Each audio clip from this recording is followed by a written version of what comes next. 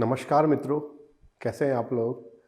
तो last video में मैंने आउसबिल्डिंग प्रोग्राम जर्मनी में जो होता है वोकेशनल प्रोग्राम, उसके बारे में आपसे चर्चा करी थी। उसके बारे में मैंने आपको पॉइंट टू पॉइंट बताया था। तो आज के वीडियो में हम बात करेंगे स्पेशलाइज्ड आईटी आउसबिल्डिंग की। देखो, आईटी आउसबिल्डिंग की जो प्लेसेस है, जो रिक्वायरमेंट है, जो नीड है जर्मनी को स्किल्ड वर्कर की, जो भी आईटी आउसबिल्डिंग में सबसे ज़्यादा इस टाइम पे। तो एक अच्छा करियर आप जर्मनी में आईटी हाउसबिल्डिंग करके बना सकते हो, लेकिन उसके लिए कुछ पैरामीटर्स हैं, कुछ रिक्वायरमेंट्स हैं। वो रिक्वायरमेंट्स आपकी पूरी होनी चाहिए।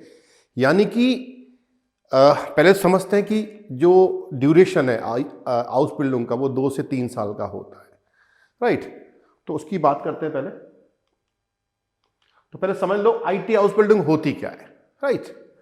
तो हाउसबिल्डिंग जैसे बात हुई थी कि एक पेड वोकेशनल ट्रेनिंग प्रोग्राम है जर्मनी में, और ये सिर्फ जर्मनी में ही है जहां पे आपको स्टाइपेंड मिलता है। पेड का मतलब यहां पे स्टाइपेंड मिलने से है।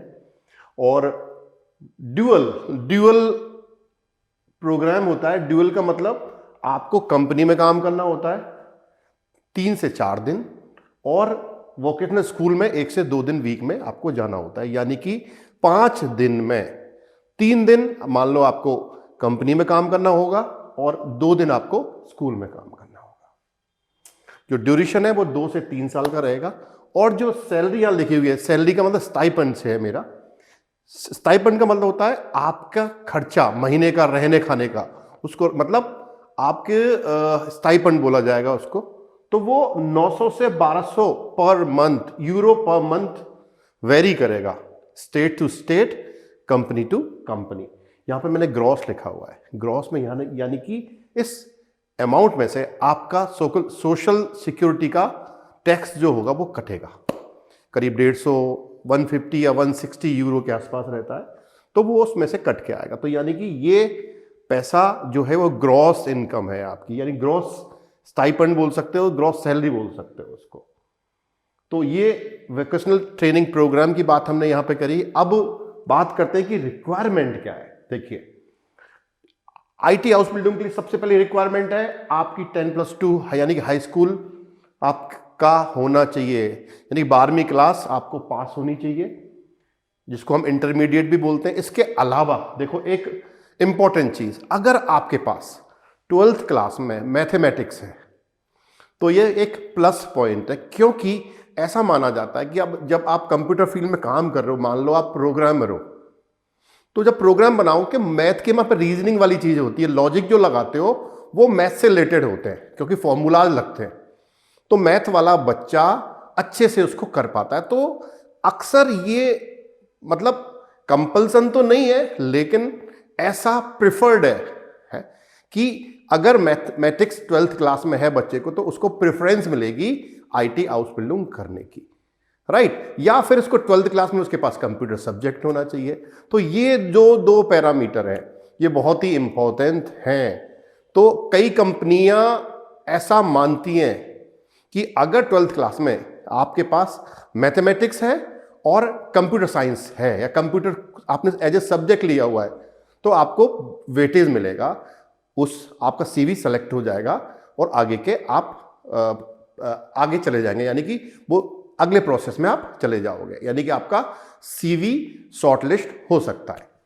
ओके, इसके अलावा आपको क्या चाहिए? आईटी की नॉलेज चाहिए। यानी कि यदि आप आईटी में जाना चाह रहे हो, आईटी में हाउसबिल्डिंग करना चाहो, तो आपको थोड़ी सी प्रियर नॉलेज, यानी कि पहले से कुछ नॉलेज, मान लो आप प्रोग्रामिंग करते हो, आपको HTML आती है, आपको जावा आती है, आपको जावा स्क्रिप्ट आती है, आपको CSS आती है, आपको .NET आती है, आपको पाइथन आता है, राइट। या आप सिस्टम इंटीग्रेशन आता है, आपको लिनक्स आता है, आपको एडमिनिस्ट्रेशन आता है, मान लो विंडोज सर्वर आता है आपको 2019, 2025 या 2016, या आपको उबंटू आता है। तो यानी कि अगर आपकी प्रियर कोई नॉलेज है कंप्यूटर से, तो वो उसका वेटेज आपको मिलेगा 100%।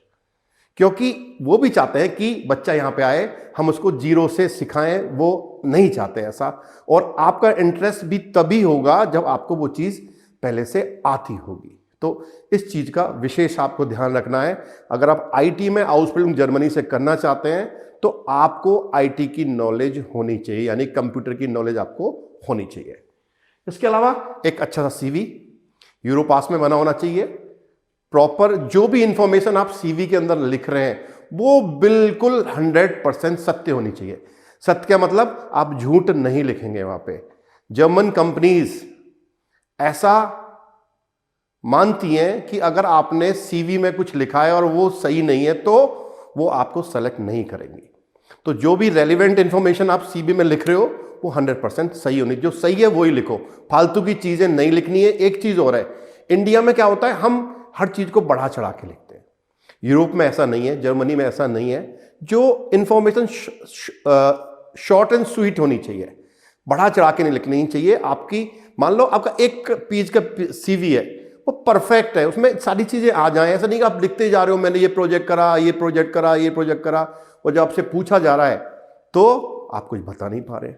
तो वही चीज आप सीवी में मेंशन करें जिस पे आपने एक्चुअली काम किया है। ठीक है, नॉलेज अच्छी बात है तो उसको मत लिखो, उससे क्या फर्क पड़ रहा है, राइट। तो इस चीज का विशेष ध्यान रखना है। इसके अलावा आपका सीवी हो गया और एक मोटिवेशनल लेटर। मोटिवेशनल लेटर क्या करता है, एक कवरिंग ग्रेजुअल लेटर भी बोल सकते हो उसको। मोटिवेशनल लेटर आपको बताता है आपका मोटिवेशन क्या है, हाउस बिल्डिंग क्यों करना चाहते हो जर्मनी से। तो जब भी आपका सीवी उस कंपनी के पास जाएगा तो सबसे पहले वो मोटिवेशनल लेटर को पढ़ेंगे, देखेंगे कि आपका मोटो क्या है, क्यों करना चाहते हो हाउस बिल्डिंग। तो उनको लगना चाहिए कि बच्चा इंटरेस्टेड है और इसको पीरियड नॉलेज है ऑलरेडी आईटी की, तो ये कंपनी के लिए सूटेबल हो सकता है, क्योंकि एक कंपनी आपको पैसा देगी। तो जो पैसा दे रही है तो उसका सिंपल सी बात है, उसका इंटरेस्ट होना चाहिए कि आप उस कंपनी के लिए एक सुइटेबल कैंडिडेट हो। तो ये बहुत इंपॉर्टेंट चीज है। इसके अलावा willingness to learn German, German आपको आनी चाहिए। B1 मिनिमम है, इसके ऊपर जितनी ही आती है वो प्लस रहेगा। मेरा आज भी सजेशन वही है कि आप B2 करके यहां से जाओ, क्योंकि हर आजकल क्या एक हाउस बिल्डिंग का एक नाम बहुत ज्यादा सुनाई दे रहा है, तो हर कोई ये चाह रहा है मैं भी हाउस बिल्डिंग जर्मनी से करूं मतलब। तो भीड़ बढ़ गई है, जाने वाले लोगों की संख्या बढ़ गई है, तो इसलिए कंपटीशन भी बढ़ गया है। अब जब मैं बोलूं एम्प्लॉयर चूज करता है तो देखता है कि भाई अगर मेरे को B2 वाले बच्चे मिल रहे हैं तो B2 वाले लूंगा ना, मैं B1 वाले क्यों लूंगा। तो यही कारण है कि अब मैं भी, मेरा सजेशन इसलिए यही है कि आप B2 करके ही जाएं। मैं ये ऐसा नहीं कह रहा हूं कि B1 वाला एलिजिबल नहीं है, एलिजिबल है, लेकिन कंपटीशन बहुत ज्यादा है अभी, तो इसलिए B2 प्रेफर्ड है मेरी तरफ से। मैं चाहता हूं कि आप B2 करके ही जाएं अगर आप आईटी हाउस बिल्डिंग में जा रहे हैं। जितनी अच्छी नॉलेज या जितनी अच्छी लैंग्वेज आपकी होगी उतने ही चांसेस आपके ज्यादा होंगे। एक चीज और प्लस मानती है कंपनी, अगर आपको इंग्लिश अच्छे से आती है तो वो भी एक प्लस पॉइंट है, राइट, क्योंकि कम्युनिकेशन इंग्लिश में रहता है।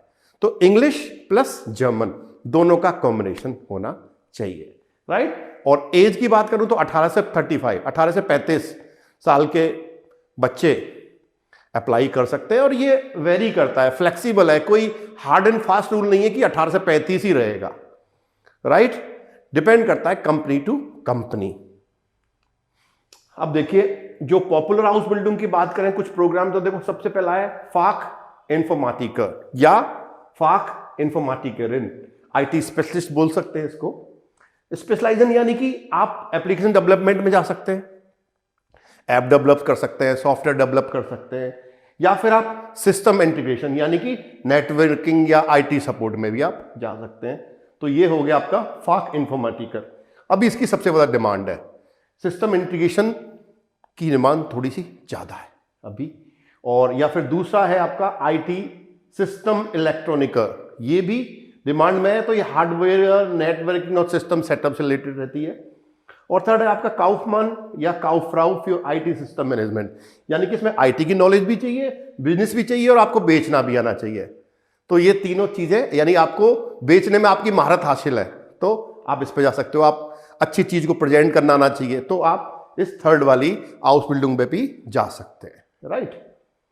ओके, तो इंपॉर्टेंट चीज जैसे मैंने बात करी, ये सारी रहेंगी। बस इंपॉर्टेंट यही है कि अगर आपका 12th क्लास में मैथमेटिक्स है या कंप्यूटर है तो आपको वेटेज मिलेगा। जर्मन अगर आपने B2 करा हुआ है तो आपको वेटेज मिलेगा। B1 रिक्वायरमेंट है, B1 रिक्वायर है, कम से कम B1 तो होना ही चाहिए। और B1 सर्टिफिकेट से मतलब नहीं है, आपका कम्युनिकेशन अच्छा होना चाहिए, यानी कि कम्युनिकेशन का लेवल आपका अच्छा होना चाहिए। और अभी IT हाउस बिल्डिंग सबसे ज्यादा डिमांड में है और ऐसे स्किल्ड वर्कर की कमी है जर्मनी में। कंपनियों को स्किल्ड वर्कर चाहिए जो IT में काम कर सकते हैं या जिनका IT में इंटरेस्ट है। तो उस दिन भी मैंने लास्ट वीडियो में बात करी थी कि आप अपने इंटरेस्ट के हिसाब से आपको हाउस बिल्डिंग चूज करनी है, तो तभी वो फायदेमंद होगी। इंटरेस्ट कब क्रिएट होगा?